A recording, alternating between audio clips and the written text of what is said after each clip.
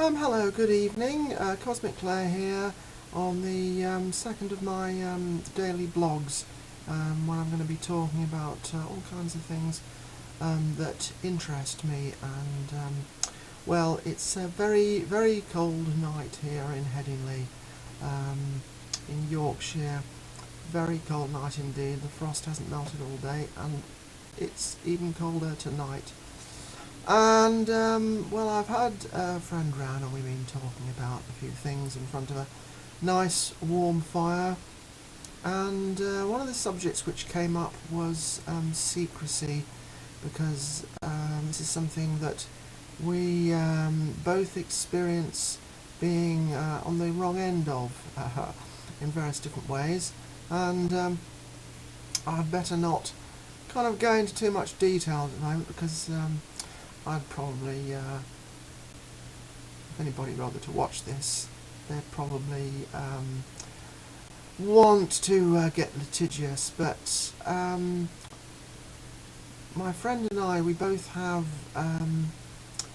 kind of chance but unavoidable contacts with people in high places, shall we say, and we often know or find out about just the fact that these kind of organisations, these kind of people, these kinds of institutions like to keep things secret. They like to do things without letting people know what's going on, so that or presenting a different face to the world from what is really happening, to step outside of the local context. This is kind of what happens with all this big business and banking and stuff. Billions, trillions of pounds and dollars kind of going here, there and everywhere. People making shady deals behind the scenes. I was speaking to a local councillor the other day, and I happened to mention something, and he said, "Oh, you're not putting forward a conspiracy theory, are you?" And he said, "Oh, I'm a great believer in the cock-up theory rather than conspiracy theories."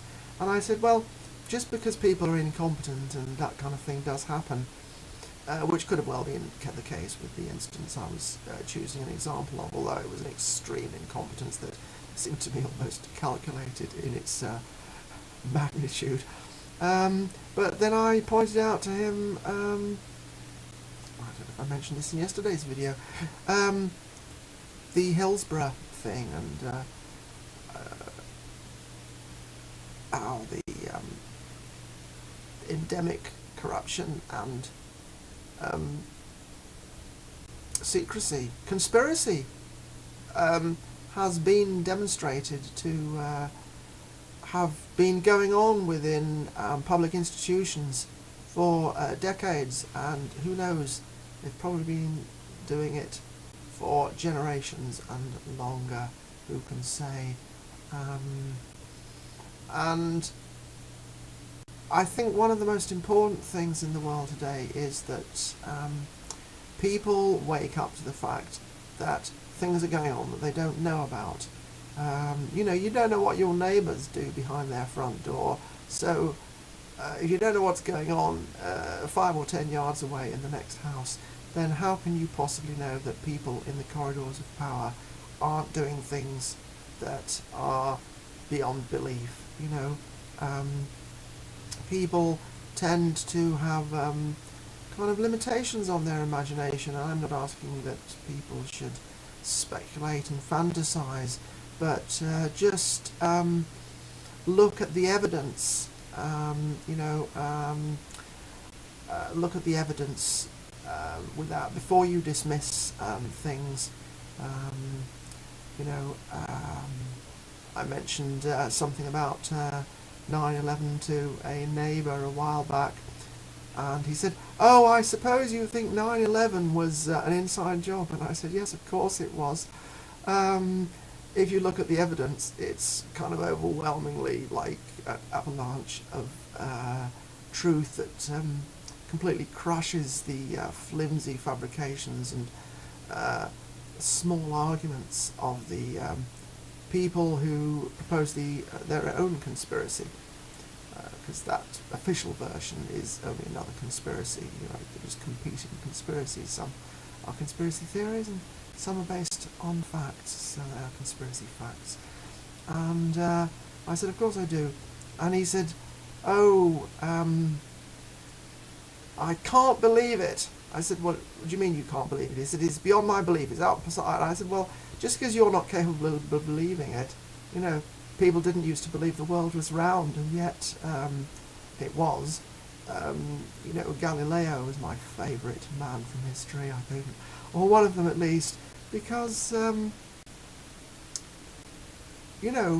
man was right, and the vast monolithic Roman Catholic Church was wrong, and probably a lot of people didn't care, but they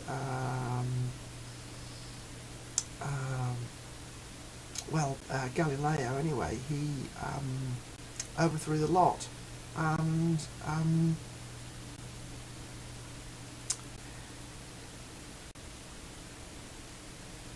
just because something isn't talked about doesn't make it not so.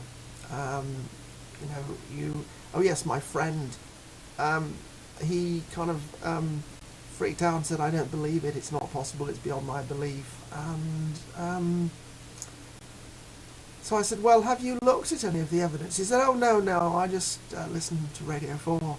So I said, "Well, Radio 4's all right in its own way, but have you ever gone on the internet and kind of looked at any of the evidence or any of the photographs in great detail?" No, I don't believe in the internet. It's all that horrible Twitter stuff." And I said, "Well, there's a lot more to the internet than Twitter. I can't be bothered with Twitter because it's so ephemeral, but it has its place even then." So I said, "Well, what do you have?" I said, "I hope you don't watch television news." He said, No, of course I don't have a television." So I was very relieved about that. But it turns out he doesn't have either, even not a mobile phone, which I don't blame him for, but he doesn't even have a landline. So his only contact with the external world, other than going out of his house, is Radio 4, which is kind of nice in a way, but just kind of wish that he had something better than Radio 4, because the BBC is kind of a little bit discredited these days. So I said, "Well, how you say it's beyond belief, but you're not even prepared to look at the world. You shut yourself off and turn off and deny yourself any communication devices that could tell you anything about the world. And yet you're convinced that 9/11 could not have been an inside job because you just don't want to think about it in that way." So, before you kind of say to people, "Oh, I don't believe that and I don't want to know about it, and of course it's nonsense and everything," I'm continually astounded by the way that the mainstream media gets away with portraying the Dreamworld that they expect us all to believe is, shop and get into debt and give yourself a heart attack with eating bad food and chemicals and get into debt by going on holidays that you can't afford and all that kind of stuff. So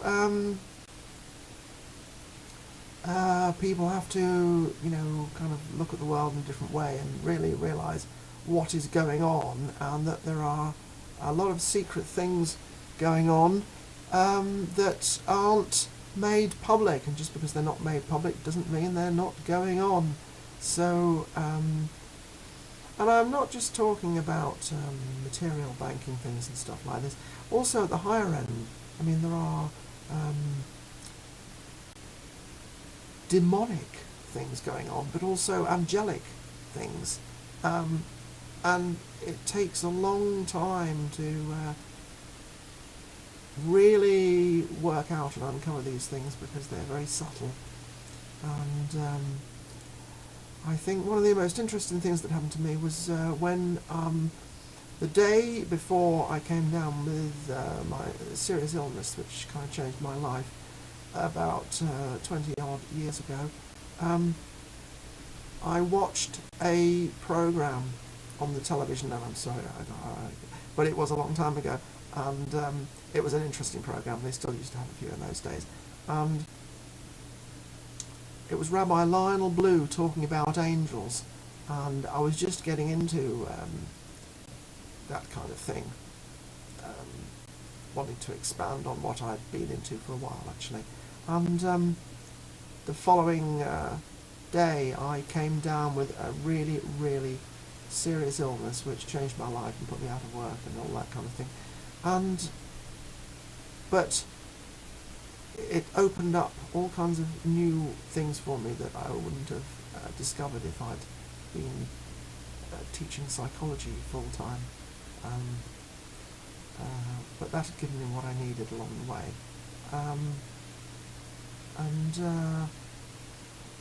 So things can come along that from any direction that we're not really, aware of, and they can influence us and take over our lives. So it's kind of good to go out there looking for these kinds of things, because then you'll have a bit more kind of control on what happens if you're going out and you're looking for things. You see, there's going to be unfamiliar, unexamined, strange and weird things out there that I'm going to come across if I really look for them. But if I'm going out there in a sense of inquiry rather than fear and hiding in a hole kind of away from the universe, then you've got a much better chance. You don't want to be caught in a cave by a tiger at the entrance. That's kind of where most people are, unfortunately. You want to be kind of, out there on the trail, in the jungle, with your spear to protect you, should that tiger come to you out of the jungle. And that is the better way to go looking at these things. There is a lot of weird stuff out there. I'm going to touch on it in future days if I can keep these video blogs going. But I'm just trying to set the scene at the moment, because a lot of people, kind of would find it hard to get in some of the kind of more out there on the edge stuff that I've come across. So in the meantime, it's just really important to think, well, I don't know everything, and there's anything could be out there, anything could be out there. Who knows, what the nature of the universe really might be. It's a pretty amazing thing if you get into science, that really how the universe even exists at a quantum level is kind of like mind-blowing. Think about the importance of the observer in existence and matter and consciousness, and then compare that to the kind of box that most people are kind of trapped into, and you kind of get there partly on your own, but you also kind of guided there like a sheep into a pen by people who have unfortunately larger imaginations but smaller hearts. So that's, I guess, my message for today, and I will expand on the weirder stuff at a later time.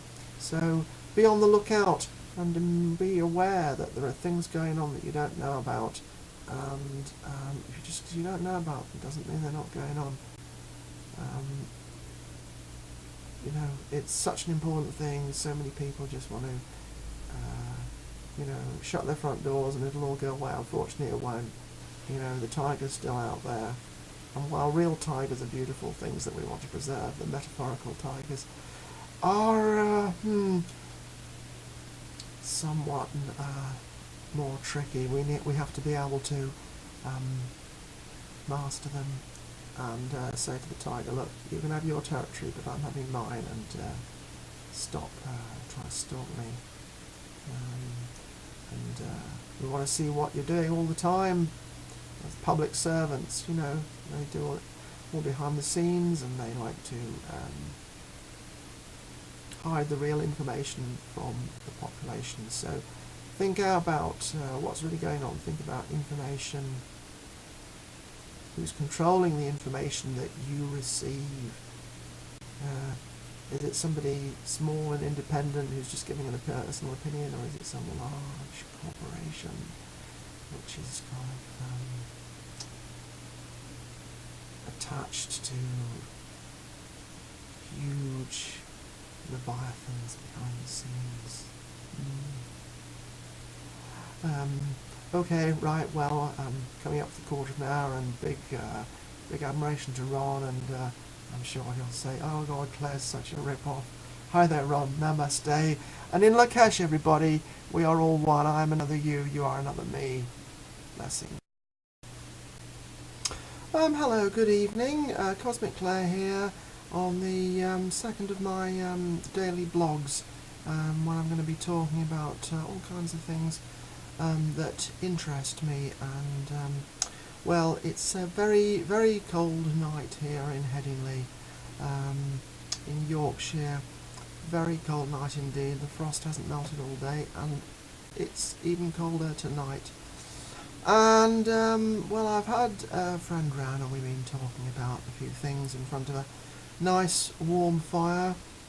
And one of the subjects which came up was secrecy, because this is something that we both experience being on the wrong end of in various different ways.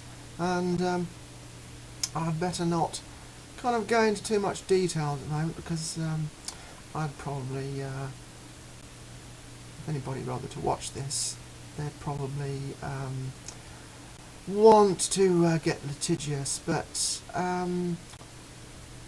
my friend and I, we both have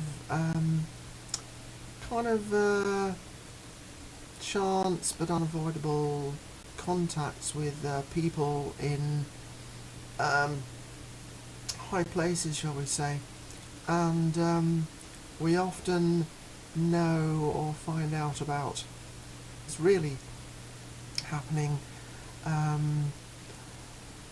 to step outside of the local context. This is kind of what happens with all this big business and banking and stuff. Billions, trillions of pounds and dollars kind of going here, there and everywhere. People making shady deals behind the scenes. You know, I was speaking to